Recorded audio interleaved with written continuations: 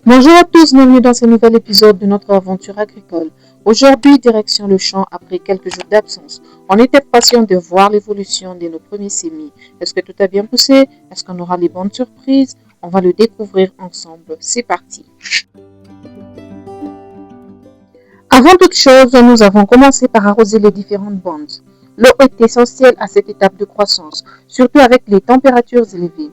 Même lorsque les graines sont déjà en terre, il faut maintenir une bonne humidité pour favoriser leur développement.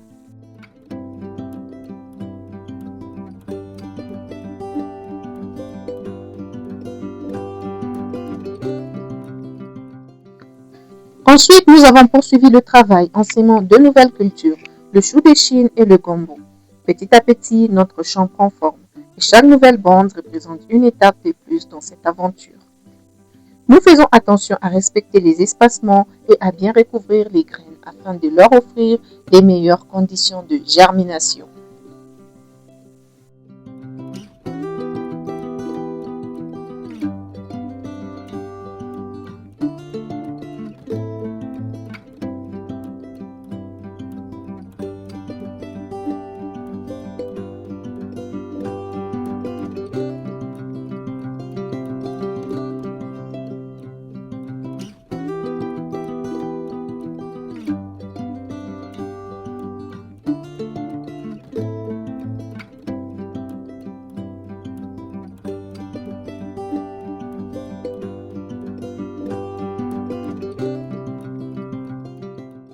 Pendant que nous étions sur place, nous avons également récolté des amarantes sur les bandes appartenant à une autre personne. C'était intéressant de voir une culture déjà arrivée à maturité. Cela nous motive encore plus à prendre soin de nos propres plantations pour obtenir nous aussi une belle récolte dans les semaines à venir. Njoo kifurushi kifunga ngapi?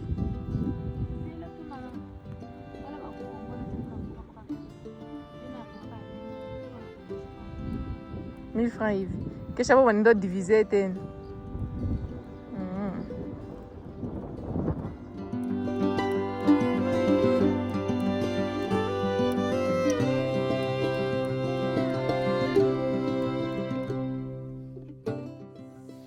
Après avoir sémé le chou et le gombo, il fallait encore arroser.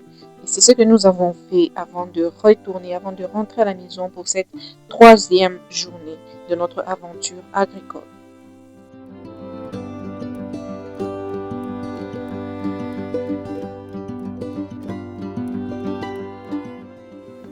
Nous sommes de retour au champ pour une nouvelle journée de travail après 5 jours.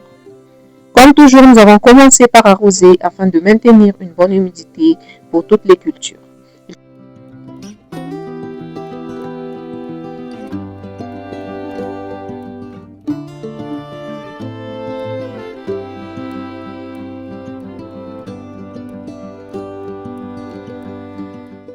Nous avons ensuite refait un tour sur les bandes afin d'observer l'évolution.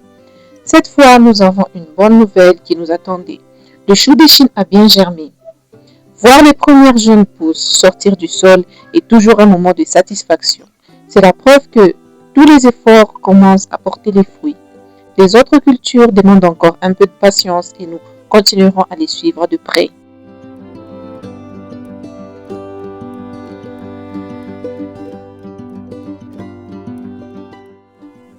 J'ai assisté également à un test très intéressant, l'installation d'une pompe à eau alimentée par des panneaux solaires.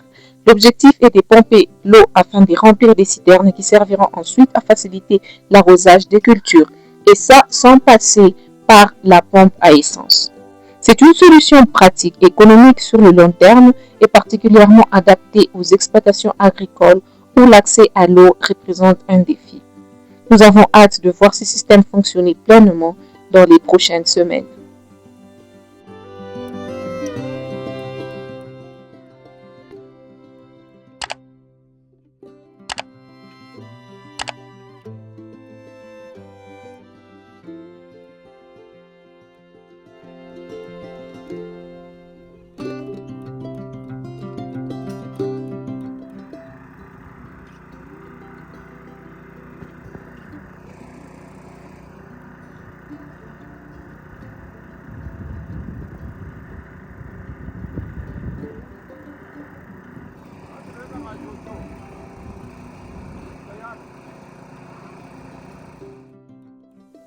Avant de quitter le champ, nous avons eu l'occasion de visiter les étangs de poissons qui sont actuellement en construction sur la propriété.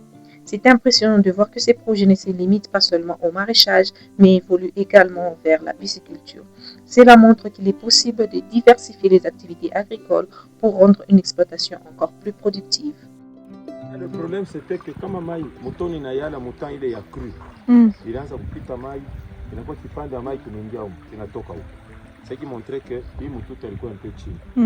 Alors avec la pisciculture vile nayo c'est pas bien, on pouvait toujours exploiter ça, mais je m'étais fait l'idée à kusema kunenepesha maétang vers ici. Maintenant qu'est-ce qu'il fallait faire? Il fallait s'assurer que hii source haina dépendante ya mutoni, haina dépendante ya mtoni. Pour faire ça, il fallait kufunga hayo kuona ka itapanda au-dessus ya niveau ya mtoni. Kama ipande, c'est le principe ya vase communicant, donc c'est dépendant. Mais on a fermé, c'était un grand défi de fermer maille. S'il y avait toujours des fuites par-ci par-là. Moi, stade qu'on a fait vraiment, on a réussi. Maintenant, quand vous voyez là, le niveau d'eau, il est supérieur par rapport au niveau de la rivière. Et puis, il est chauffé. Donc, si on ferme là-bas, ça va encore monter plus que ça. Alors, maintenant, on a laissé ouvert pour diminuer la pression. Moi, il dit que il y a un consolider avec les racines, qu'on a ribamba. On a diminué la pression. À la fin, quand il n'a pas solide, après qu'on aura fait manani, il est maïta, ça me la maille. Après, d'autres canalisations, maintenant, vers les étangs, on aura déjà un niveau supérieur ici. C'est qu'on est en train de faire, on est en train de faire. Merci d'avoir suivi cette nouvelle étape de notre aventure agricole. Si cette vidéo vous plaît, pensez à laisser un like, à vous abonner et à activer la cloche pour ne rien manquer de la suite. On se retrouve très bientôt pour la prochaine journée au champ.